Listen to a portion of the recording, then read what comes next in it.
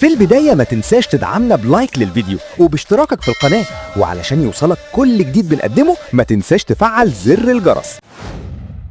الزمالك يصاعد أزمة زيزو بمستندات جديدة وتحركات قانونية عاجلة. تواصل إدارة نادي الزمالك تحركاتها القانونية في ملف اللاعب أحمد سيد زيزو لاعب الفريق السابق والأهلي الحالي، وذلك من خلال إعداد مستندات جديدة لتدعيم موقف الزمالك أمام لجنة شؤون اللاعبين بالاتحاد المصري لكرة القدم.